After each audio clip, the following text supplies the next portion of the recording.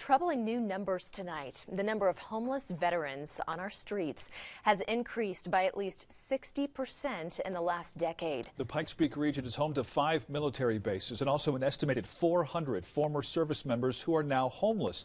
They make up about 30% of our homeless population. KRDO News Channel 13's Jessica Grunling explains the tough reality facing these heroes who served our country and what's being done to help them.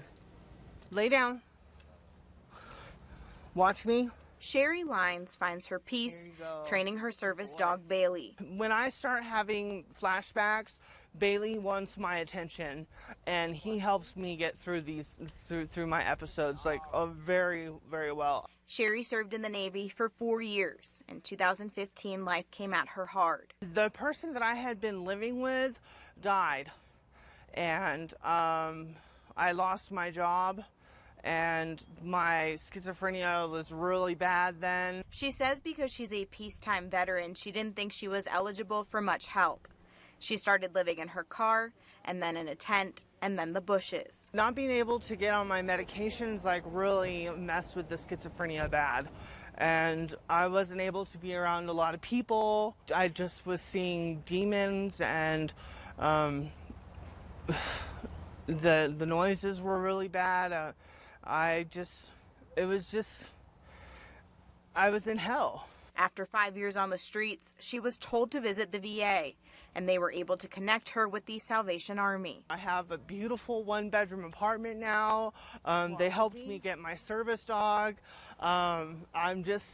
My life is so much better. I'm amazed at how much better my life is now. So we try and set up the Colorado Cafe to kind of look like a restaurant. In the last 3 years, the Salvation Army Homeless Veteran Housing Program has helped more than 100 veterans like Sherry be self-sufficient again. Most people assume they know why people are homeless. And then when you talk to a homeless person, you see that their stories are so varied. Like Quinn. Currently working through the program, he's a Navy veteran too, serving 6 years during Desert Storm and Desert Shield. In 2019, Quinn and his family moved to Pueblo, and everything changed.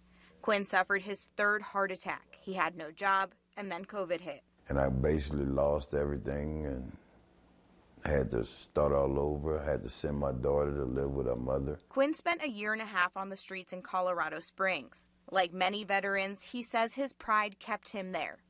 And that's when the emotional toll of his service hit its peak. At that point, I was at the lowest of the low. I was at the bottom, contemplating suicide, not feeling worthy, not feeling like wasn't able to provide for my family.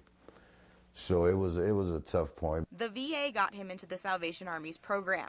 He's now working through the steps and looking to move out on his own. That got me to a point of being back, wanting to live, wanting to do things, wanting to achieve goals, still almost like a second chance for me. So, Brian West is with the El Paso County Homeless Veterans Coalition and says the pandemic and inflation are the biggest reasons we are likely seeing homeless numbers skyrocket in our area. It's the daily living costs that really cause the pressure. And then a car repair, medical bill, unexpected medical bills, increase in rent.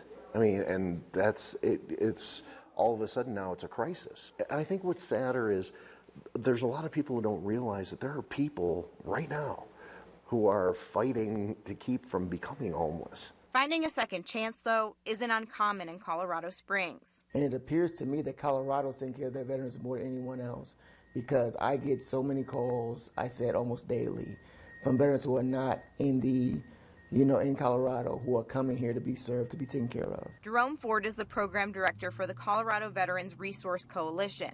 They run the Crawford House. Jay Bowen sits on the board. It's over the 20 years that we've been in existence, better than 87% success rate in finding veterans, homeless veterans, a job and getting them permanently off the street. But the veterans in these situations need to be willing to ask for help. A lot of veterans seem to not want to go to Veteran Affairs. They make, their excuses, and my perspective, Veteran Affairs is a very busy location.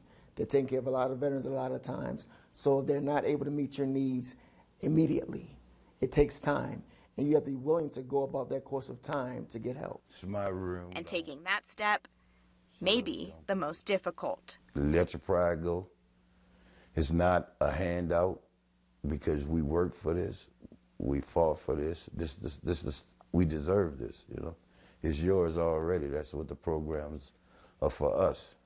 Since interviewing Quinn, we've learned he successfully graduated from the Salvation Army program and got married. Meanwhile, the Pikes Peak region has a number of organizations helping homeless veterans. We have information for anyone looking for help posted on KRDO.com. Reporting in the studio, Jessica Grunling, KRDO News Channel 13.